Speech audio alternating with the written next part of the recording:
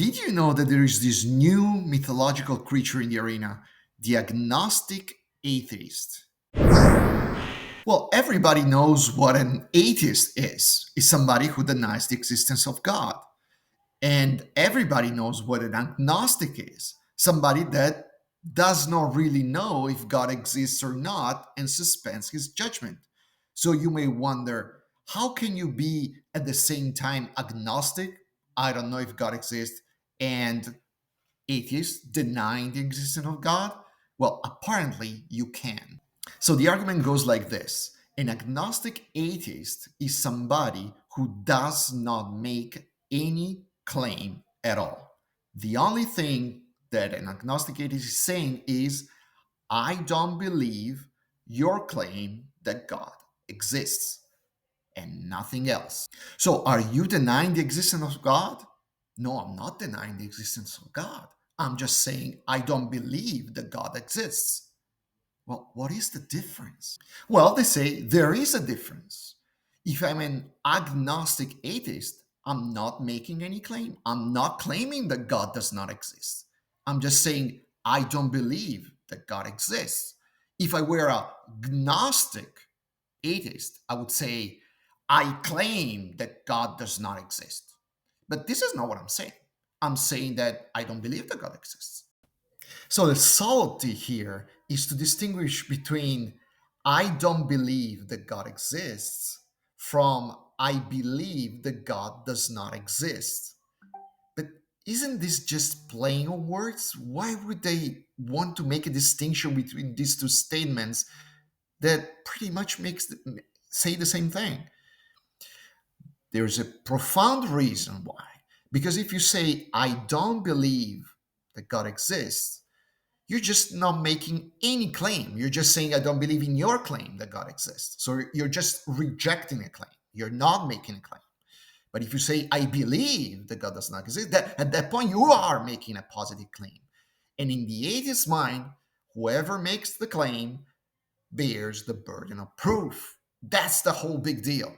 They want to escape from this idea of having to prove their claim. And so they're saying, we're not making any claim, we're just rejecting a claim.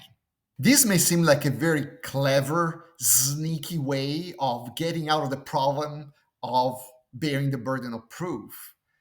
We understand that, I understand that. But at the same time, if you think about it, did they really escape the problem of the burden of proof? No, they didn't. Let me show you this with one example. There are only two cases. When an atheist says, I don't believe that God exists, either he has good reason to not believe that, or he doesn't. So let's assume that an atheist doesn't have any reason whatsoever to prefer the idea that God exists versus the idea that God does not exist, but still wants to maintain that he doesn't believe that God exists. Well, at that point, that statement, I don't believe that God exists, without any evidence, support whatsoever for that statement, makes that statement totally baseless. Okay, so why would I even consider such a baseless statement? The second option, which is the most likely one, is that when an atheist says, I don't believe that God exists, is because they have good reason to not believe that God exists. Why? Because they look at things, they consider them, they think about it, and they come to conclusions. But if you say, I don't believe that God exists, and I have good reason for that not belief, well, of course, that equals that you believe that God does not exist. You have good reason to believe that God does not exist. So you see how you cannot escape this burden of proof, because either you fall into a totally baseless claim or totally baseless statement, which why would I consider that? Or I don't believe that God exists, but I have good reason to not believe that God exists, equals I believe that God does not exist, is the same thing. There is this analogy that agnostic atheists like to bring up, and it's very enlightening.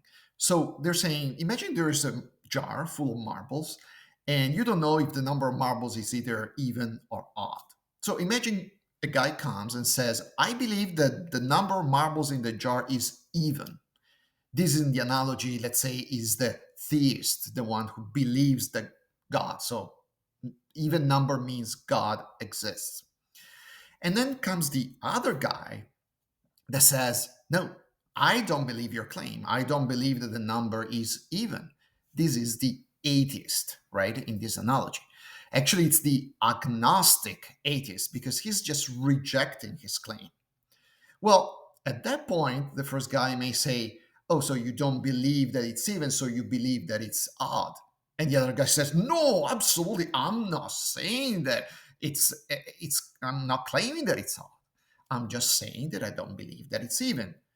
Oh, really? What is the difference? Well, the difference is that I'm just rejecting your claim. I'm not making any claim. All right. So this is the agnostic atheist, right? Well, let's see if this type of argumentation make any sense at all. Well, again, there are two cases. Either this guy that says, I don't believe what you say, I don't believe that the number is even, has good reason to not believe in that, or he doesn't.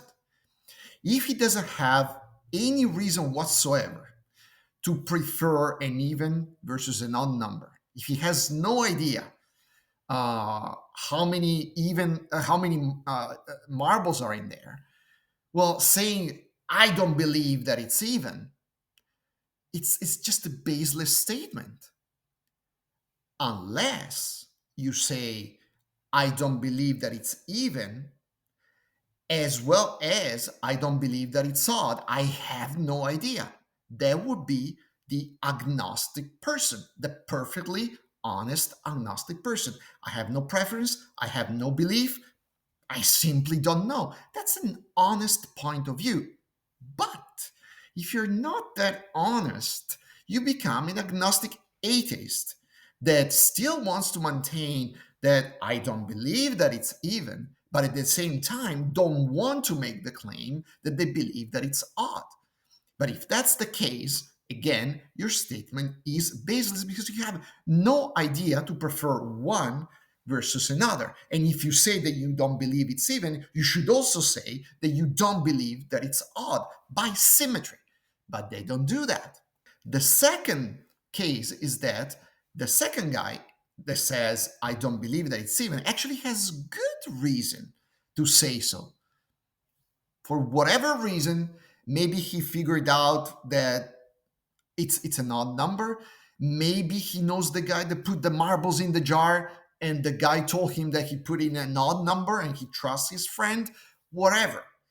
If he has good reason to not believing that the number is even, then of course it's symmetrical. It means that he has good reason to believe that it's odd. So his rejection of the claim implies that he actually believes that the number is odd. Otherwise, he wouldn't make that asymmetrical statement. I don't believe that it's even, but I'm not saying that it's odd. All right. Again, you cannot escape. So, who are these mythological creature, these agnostic atheists? Agnostic atheists do not exist. Agnostic atheists are just Gnostic atheists that believe that God does not exist, but they want to hide behind agnosticism to avoid the burden of proof. I believe this is a very hypocritical stance to maintain, and you should always be aware of whoever claims to be an agnostic atheist.